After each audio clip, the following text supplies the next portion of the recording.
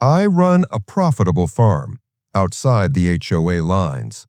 So when a woman named Karen Linda tried charging me for viewing her neighborhood's landscaping, I laughed until she trespassed onto my land and spray painted "Pay What You Owe" across my gate. That's when I called my lawyer and made sure the entire neighborhood watched her public apology. I run a farm, not some shabby little backyard setup, but a full-fledged, family-run, highly profitable operation just outside a cookie-cutter neighborhood wrapped in beige fences and HOA restrictions. My property isn't in the HOA, not even close. I bought it that way on purpose.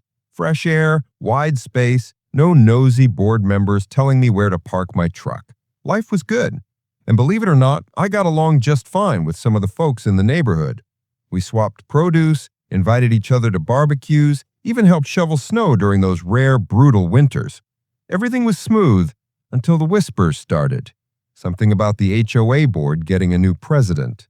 Welcome to Prodigy Tales. Make sure you like and subscribe for your top-notch HOA drama. I didn't pay much attention to it at first. I had a greenhouse to expand and 5 new beehives coming in. But then I started noticing fewer friendly waves and more awkward glances when I drove through. It was weird, like some invisible storm cloud was following me. That's when I heard her name, Linda, but not just Linda, Karen Linda, the newly minted HOA president. She was a mystery at first. I hadn't met her, hadn't even seen her. No emails, no letters, no reason to know who she was. But the neighborhood's energy shifted. Suddenly, everything that used to be neighborly turned cautious, like people were scared to talk. And then came the small stuff. Someone left a note on my windshield about driving too slowly through the subdivision. Another neighbor nervously said, "There are new visual impact rules for anyone adjacent to HOA territory." Still, I brushed it off. I wasn't part of their HOA, so their rules didn't concern me. At least not yet. But I was about to learn just how far Karen Linda was willing to go to expand her empire. 3 white envelopes showed up in my mailbox over the course of a week. Each had a stamp that read, "Urgent Delinquent Notice," and the letterhead of the neighborhood HOA. The first one I tossed, figuring it was misdelivered. The second, maybe a glitch. But by the third, I knew something fishy was going on. Each notice claimed I owed $437.92 in backdated HOA dues plus administrative penalties. What made it even crazier? It listed my address correctly, my non-HOA address. I didn't even live on their street. I decided to pay the HOA office a visit.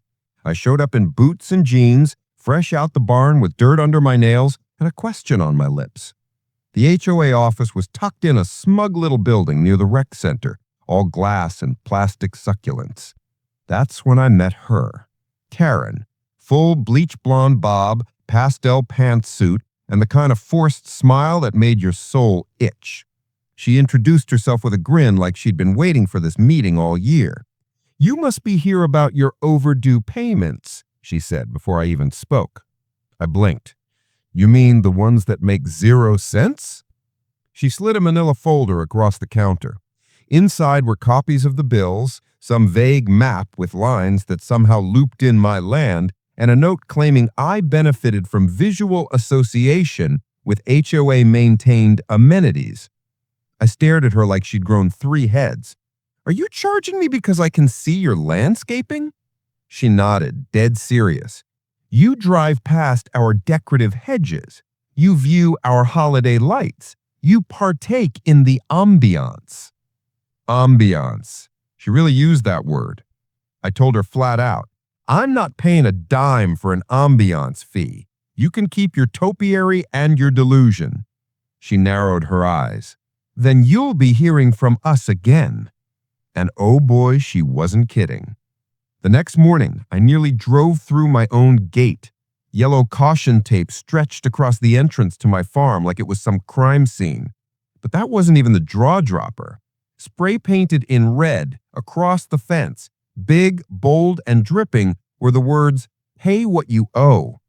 It looked like a ransom threat from a B-grade action movie. I stood there stunned, heart thudding, trying to process what level of pettiness I just entered.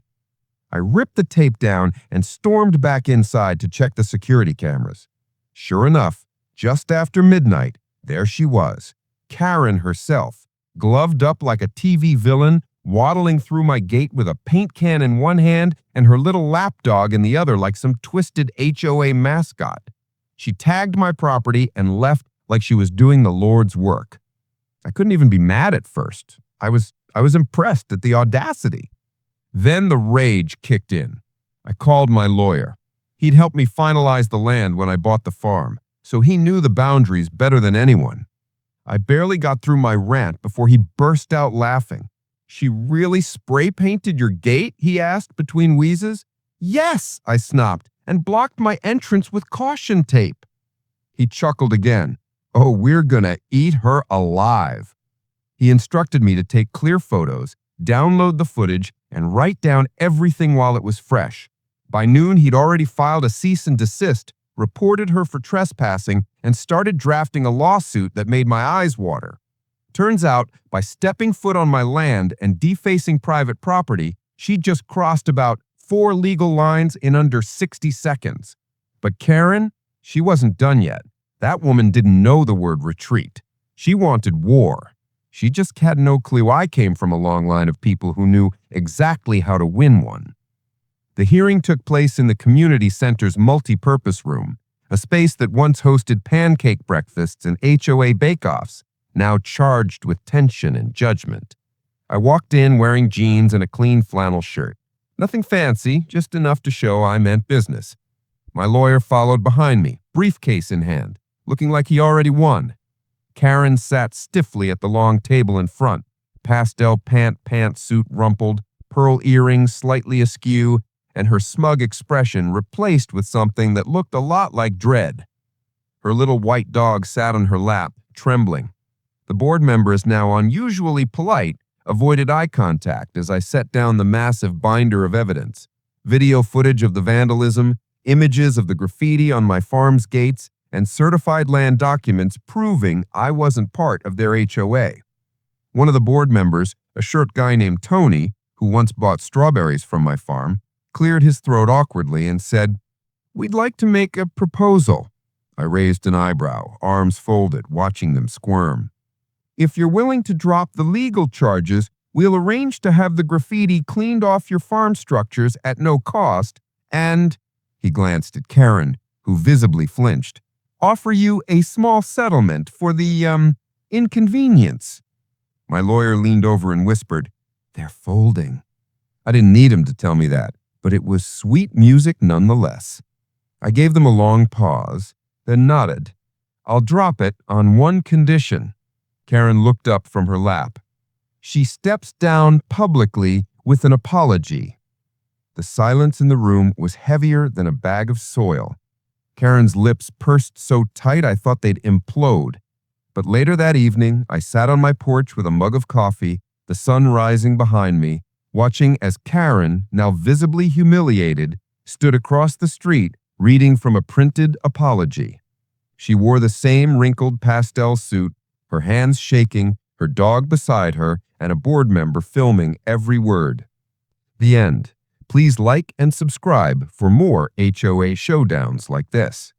Do you think Karen got what she deserved? Have you ever seen an HOA go too far, or had a neighbor try to control what's not theirs? Drop your story in the comments, hit like and subscribe for more real HOA takedowns, because sometimes the best revenge is a public apology and a cup of coffee at sunrise.